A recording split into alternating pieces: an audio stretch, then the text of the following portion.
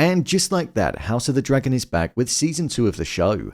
I just want to start by saying what an ending that was. For those that have read the book, Blood and Cheese was something that was on the horizon, but man, those sounds of the knife at the end and the fact that they actually went through with it, God, what a way to end the first episode and immerse us back into the world.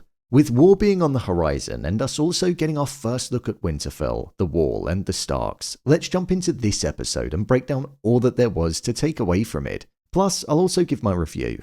Here is House of the Dragon Season 2 Episode 1, Ending Explained. Just to let you know, this video will contain spoilers. The ending. The ending of this episode was one which will probably long live in the memory of the show. For Rhaenyra, this whole episode was about finding proof that her son Jahaerys Targaryen was in fact dead. She heard the news from a raven, but there was no proof that he was in fact killed. I suppose in hindsight he could have been getting held hostage or something like that. So she wanted that proof so she could finally start to process the grief and then act on the revenge that she wanted to seek. When she found the wing of Arrax washed up on the shore, that was all the proof that she needed to then carry out her plan of claiming a son for a son. She wanted the head of the person that caused her son's death, which was Aemond Targaryen. With Daemon going to King's Landing, we saw that he met with the Ratcatcher, a person that White Worm pointed him in the direction of. What I liked about the Ratcatcher was the fact that he specialized in being able to navigate through Aegon's tunnels, which was called the Rat's Nest, and as he was walking through the tunnels, it was very symbolic of rats crawling through a sewer with all of the water and the darkness that surrounded them. They obviously went there with the intention of killing Aemond, but seeing as though they weren't able to find him, they instead stumbled across Helaena. And in doing so, they claimed a son for a son by taking the head of Jahaerys, heir to the throne, something which is going to come with massive consequences for Rhaenyra. They didn't just kill Aemond, a Targaryen, brother to the king, they killed the future king. Whilst we don't know if that's what Daemon actually proposed when they asked him what they should do if they couldn't find Aemond, it feels like that could be the case, as we know that he does have an extremely evil side to him. Within King's Landing, the first time that we properly saw Aegon was him showing just how much he cared for his son and the importance that he was placing on the fact that he was going to be the future king. He was taking him away from when he was resting and even letting him get away with playing during a serious discussion around the council, showing that there was a soft spot within him, and that soft spot was for his son. So I thought that was a nice touch in the beginning, as it already shows us the pain that he's going to be going through in the next episode following what happened to his son because he was so close to him. Helaena also hinted towards being afraid in this episode during the first section, being afraid of the rats. There were moments in season 1 of the show where she exhibited some kind of not supernatural power, but an ability to be able to have some kind of insight or view on what was coming around the corner, and that was present in this episode too, with the fact that she had the right to be afraid, and obviously the rat connection as well. The consequences. I think the consequences are going to spread far and wide following the action that was carried out. So first of all, I suppose the main thing is the fact that it was never intended to happen. At least not from Rhaenyra's perspective. Jahaerys shouldn't have been killed, but that won't matter or be something that's understood by those that matter. Judging by the Weeks Ahead trailer that was released, it seems like Rhaenyra isn't going to be able to trust Daemon moving forward. She never wanted the slaughtering of a young boy like that, regardless of if it was Aegon's child. Probably because she knew of the consequences that would be coming. All-out war was on the horizon, but it's something that's a certainty now. What was going in the Blacks' favour was the fact that they only needed to worry about going on the offense. Whereas now, Aegon is going to be acting with emotion and he will be going on the offense, which means that the Blacks will need to now work on having a strong defense and being prepared at any occasion for them to strike, something that they didn't need to worry about before. We saw that both the Greens and the Blacks were looking to recruit people into their side from around the entirety of Westeros, with word spreading that the Blacks slayed the heir to the throne in his sleep in a brutal fashion. That's something that might make people question which side they truly want to be on, and it could ultimately weaken the prospect of the Blacks getting more people on their side. So I think the fact that they acted in the way that they did, it's going to have put them on the back foot for now, and also in moving forward. The divide in King's Landing. One thing that I thought was particularly interesting was the divide that was present amongst the Greens within King's Landing.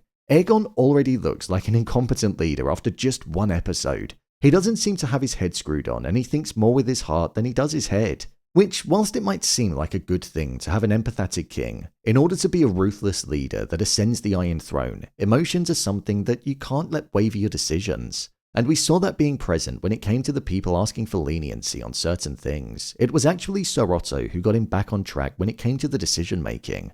Aemond definitely seems like the person that would be the better ruler, and it was interesting that Ser Otto mentioned how he and Vhagar were the most valuable asset to the realm. I don't think the brothers will turn on one another, but it does very much feel like Aemond is the true leader out of the both of them.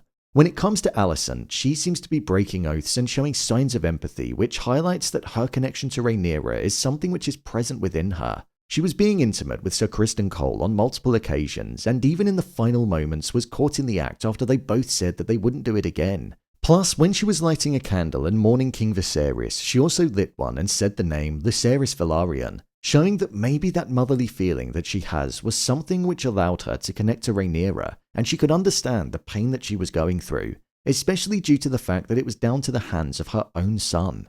The thing with Alicent is that her actions aren't going unnoticed. She gets undermined by her father when on the council, which frustrates her. But as well as that, her son Aemond referred to her as weak, so there is definitely a clear divide that's present amongst the immediate family.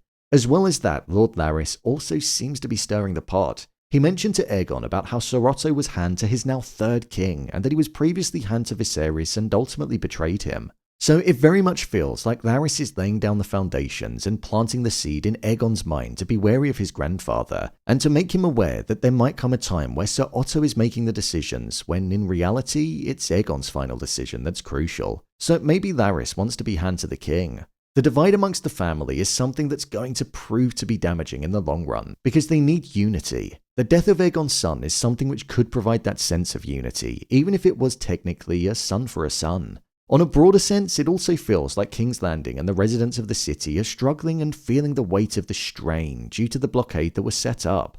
So in general, King's Landing isn't the place that it was when we left it. My review of the episode. I thought this was a great premiere to Season 2 of the show. It re-immersed us back into the world, and by showing us Winterfell, the Wall, and a Stark for the first time in several years, there was a sense of familiarity that had a nostalgic edge to it. When Cregan spoke about the dragons not wanting to fly over the wall and the wall being there to stop death, knowing what obviously happens in Game of Thrones, it just makes it hit even harder, because we know and they don't. I thought the pacing of the episode was really well structured. It felt like something bad was always going to happen, but we were constantly being led by conversation and discussion, and there wasn't much action, so it kind of allowed the pace and rhythm to be quite slow but very natural. However, because the ending was so shocking in terms of the act, but also the audible experience, it just captured everything it needed to and contrasted the natural pacing that was present throughout the rest of the runtime. The overall feeling of uncertainty, division, and war being on the horizon is something that I feel encapsulates what tends to happen before war does actually erupt. And we're seeing it occurring on a small scale with regards to the families, but also on a wider scale with the way that people are generally feeling. So the setting in itself just feels like it's perfect. I'm not gonna lie, I could have actually done with the episode being even longer than what it was. I would have liked it to have been maybe 1 hour and 15. I felt like by the time I got used to being back into the world, I was taken straight back out of it. But that's just a problem for me to deal with, not the show in general. I'm genuinely looking forward to seeing where these next few episodes are gonna go. This season is 2 episodes shorter than Season 1, which I am a bit gutted about, but I just hope that the quality of the episodes make up for it, which I'm sure it will. So, there you have it, House of the Dragon Season 2 Episode 1, Ending Explained.